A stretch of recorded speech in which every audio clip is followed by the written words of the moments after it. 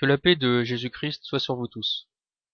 Dans une première partie, on a vu que l'élite mondialiste voulait réduire la population mondiale en esclavage, et que la puce RFID allait lui permettre de contrôler tous les individus.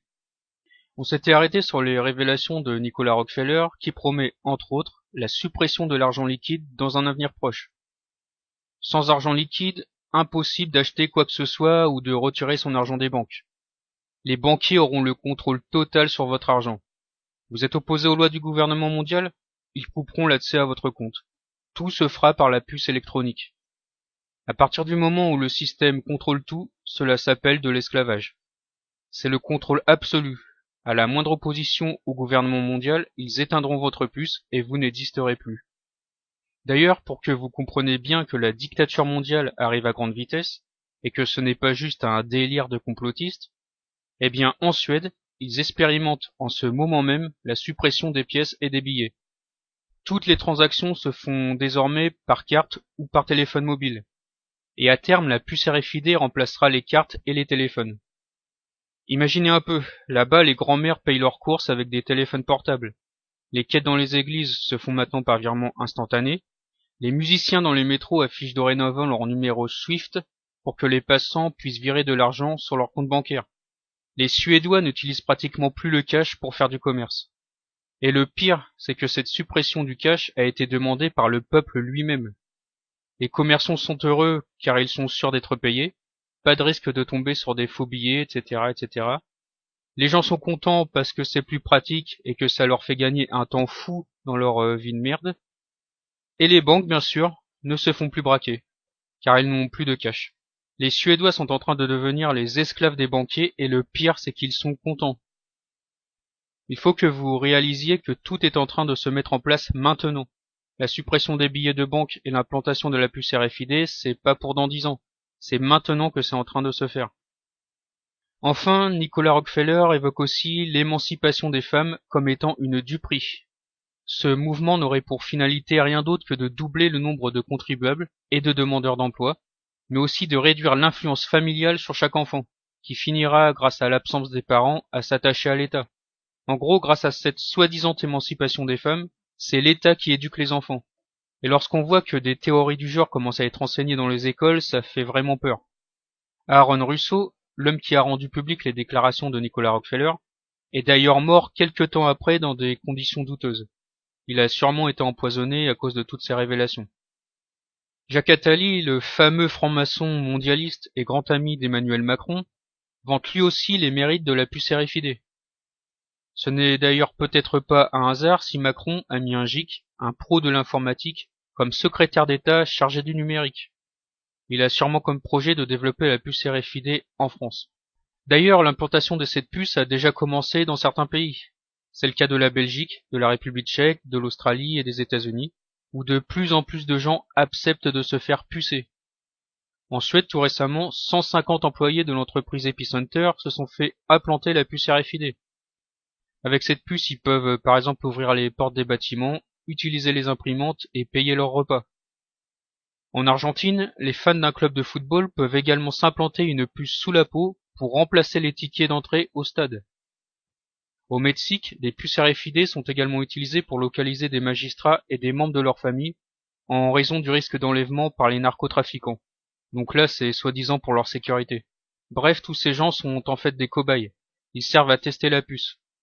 Une fois que tout sera au point, elle pourra être implantée au plus grand nombre. Beaucoup de ces cobayes sont même heureux de porter cette puce. Pour eux, ça leur facilite la vie. Ils sont contents d'être des moutons obéissants.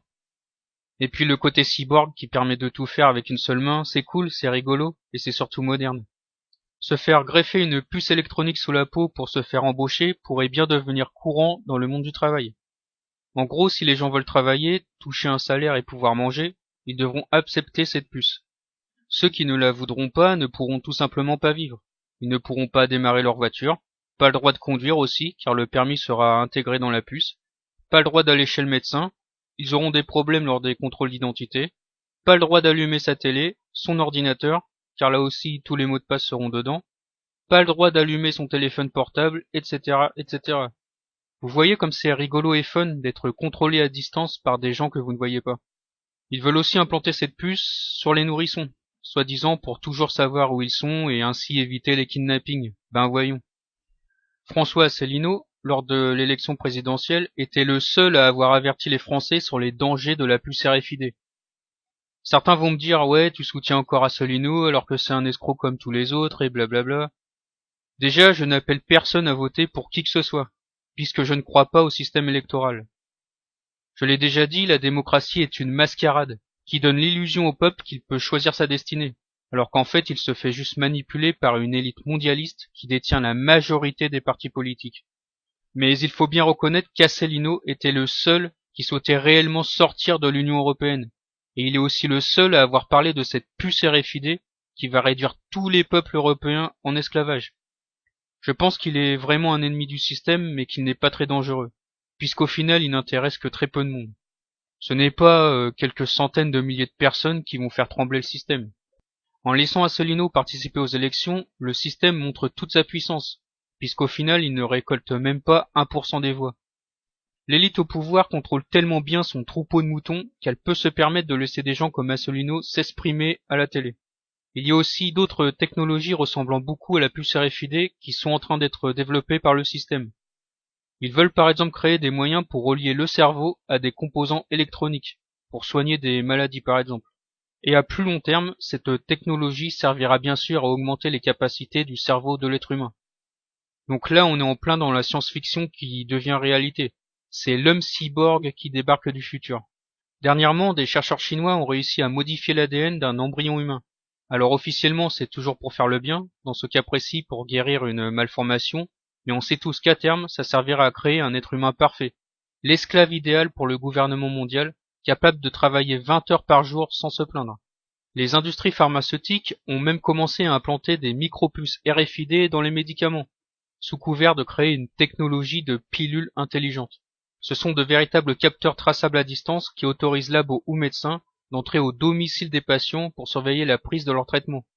Imaginez un peu, le système pourra surveiller tout ce que vous mangez et buvez, et s'assurer en même temps que vous prenez bien vos médicaments en vous faisant avaler une micropuce comestible qui transmet des informations à distance. Bah oui, dans un futur proche, pour réduire les dépenses de santé publique, il faudra des citoyens performants capables de guérir très vite. Là, on va tout droit vers Big Brother. On sait aussi que Google s'intéresse déjà à la lutte contre le vieillissement au travers du projet Calico.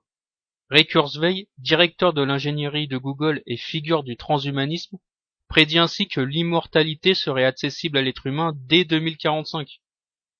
En gros, l'élite satanique cherche à devenir immortelle en transférant par exemple les souvenirs d'une personne dans un corps cybernétique. Imaginez un peu les conséquences. On pourrait voir des mecs comme Macron ou Hollande régner éternellement sur la France. Ce serait une manière pour Satan de pouvoir donner l'immortalité à ses serviteurs, tout comme le fait Dieu. Heureusement, Jésus reviendra avant pour détruire l'empire de l'Antéchrist et jeter Satan dans l'abîme. D'ailleurs, beaucoup de gens pensent que la puce RFID est la marque de la bête décrite dans Apocalypse 13, versets 16 et 17. Elle fit que tous, petits et grands, riches et pauvres, libres et esclaves, reçoivent une marque sur leur main droite ou sur leur front, et que personne ne puisse acheter ni vendre sans avoir la marque ou le nom de la bête ou le nombre de son nom. Personnellement, je crois que la marque de la bête est avant tout spirituelle. Les chrétiens sont scellés et marqués par l'Esprit de Dieu qui produit en eux la sainteté, c'est ce que nous lisons dans Ephésiens 1, versets 13 et 14.